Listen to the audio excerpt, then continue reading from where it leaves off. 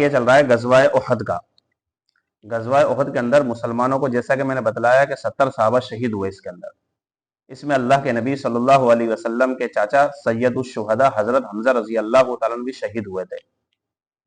حضرت حمزہ کو جو شہید کیا وہ ایک حبشی غلام تھا جس کا نام تھا وحشی، اور یہ جبیر بن مطعم کا غلام تھا۔ اس کو اس بات پر آمادہ کیا گیا کہ تمہیں حضرت حمزہ کو شہید کرنا ہے، اگر تم نے حضرت حمزہ کو شہید کر دیا تو تمہیں آزاد کر دیا جائے گا۔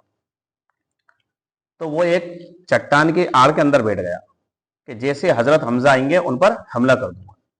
حضرت حمزہ رضی اللہ تعالیٰ جیسے وہاں سے گزرے تو ایک حربہ تھا اس کے ہاتھ میں، یہ حبشیوں کا خاص ہتھیار مانا جاتا تھا، حبشیوں کا خاص ہتھیار مانا جاتا تھا۔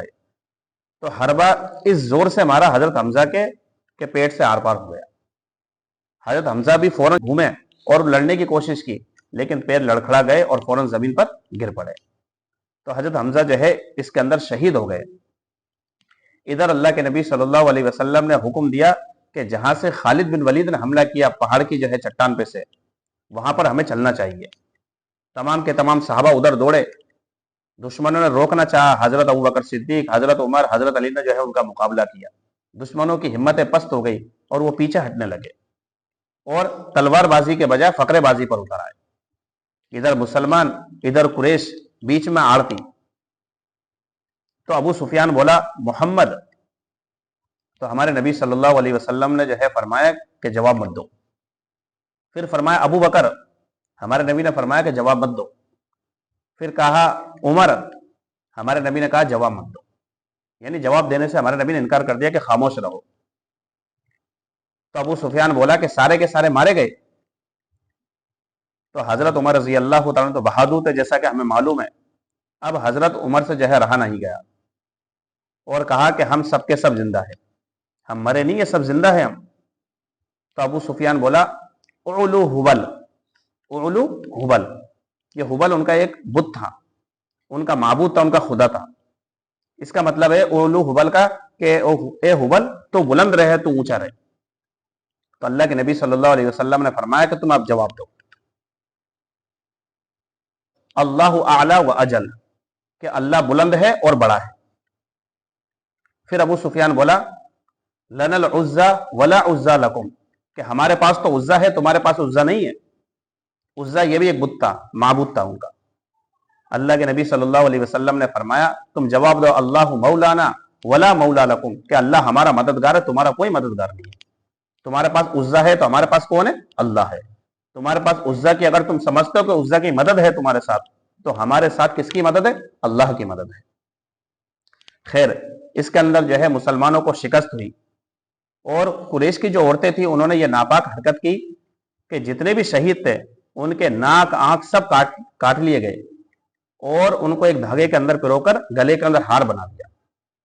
ہند جو اتبا کی بیٹی تھی وہ حضرت حمزہ کی لاش پر گئی اور حضرت حمزہ کے ناک آنکھ کاٹے اور سینے کو چاک کر کر ان کے جگر کو نکالا، ان کے سینے کو نکالا اور سینے کو نکال کر چبایا اور اس کو نگلنا چاہا لیکن نگلا نہیں گیا۔ یہ اتنی نفرت حضرت حمزہ سے اس لیے تھی، ہند کا جو باپ تھا اتبا، اس کو حضرت حمزہ نے بدر کے اندر مارا تھا، اس لیے ہند اتنی جو ہے چڑی ہوئی تھی حضرت حمزہ سے۔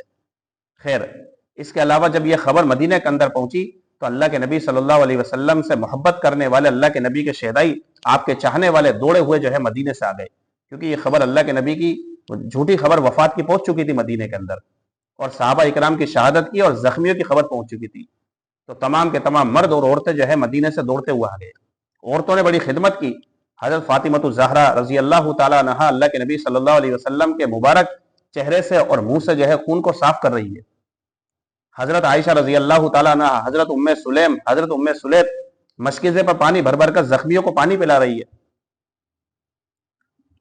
اسی طریقے سے حضرت صفیہ جو حضرت حمزہ کی جو ہے بہن تھی، یعنی ہمارے نبی صلی اللہ علیہ وسلم کی پھوپھی تھی، جب ان کو اس بات کی خبر ملی کہ میرے بھائی کو شہید کر دیا گیا ہے تو فوراً دوڑی ہوئی آئی اور حضرت حمزہ کی لاش کو دیکھا اور دیکھ کر کہا کہ اللہ کی راہ میں یہ مصیبت کوئی مصیبت ہے، بھئی اللہ کی راہ میں ہوا تو کوئی حرج نہیں ہے، اور فوراً انا للہ و انا الیہ راجعون پڑھا اور اللہ تعالیٰ سے دعا کی، جو ہے مغفرت کی، ان کے لیے دعا کی۔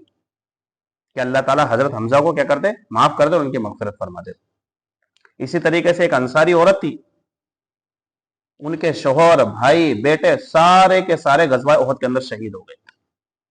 وہ مدینے سے چلی، راستے کے اندر ان کو خبر مل رہی تھی کہ آپ کا بیٹا شہید ہو گیا، آپ کا بھائی شہید ہو گیا، آپ کا بیٹا شہید ہو گیا، لیکن ہر بار وہ یہ کہتی تھی کہ یہ ساری باتیں چھوڑو، یہ بتاؤ محمد صلی اللہ علیہ وسلم کا کیا حال ہے، یہ آپ سے محبت کی علامت دیکھو۔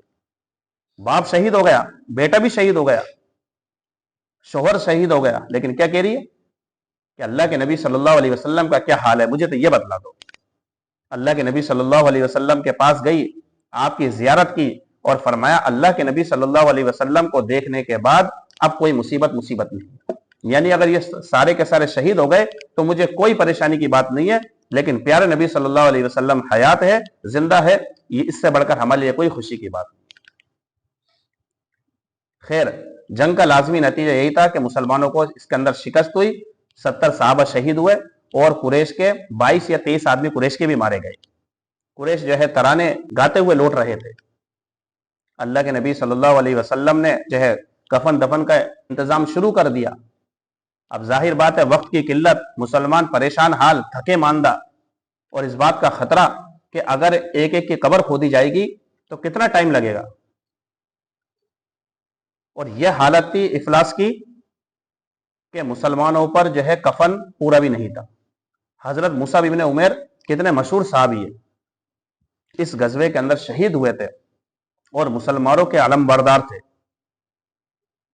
حضرت حمزہ 200 درہم کا جوڑا پہنا کرتے تھے، لیکن جب آخری وقت ہے ان کا اور دنیا سے جا رہے، ان کو کفن دینے کا نمبر آ رہا ہے تو پوری چادر بھی نصیب نہیں ہوئی۔ اگر پیر پر ڈالتے تو سر کھل جاتا، اور اگر سر پہ ڈالتے تو پیر کھل جاتے۔ تو حضرت مصعب کے جو ہے چہرے کو ڈھاکا گیا اور پیروں پر ازخر کے پتے ڈال دیے گئے۔ اللہ کا شکر ہے اور آپ لوگوں کی دعا سے جو ہے حضرت حمزہ اور حضرت مصعب ابن عمیر کی قبر پر مجھے بھی جو ہے پہنچنے کی سعادت نصیب ہوئی ہے، اور میں نے بھی جو ہے ان کی قبر پر جا کر دعا کی ہے اور جو ہے ان کے لیے جو ہے مغفرت کی دعا کی ہے، اور تمام جتنے بھی غزوہ احد کے اندر جو شہید ہوئے تمام صحابہ اکرام کی جو ہے تمام صحابہ اکرام کے لیے دعا کی ہے۔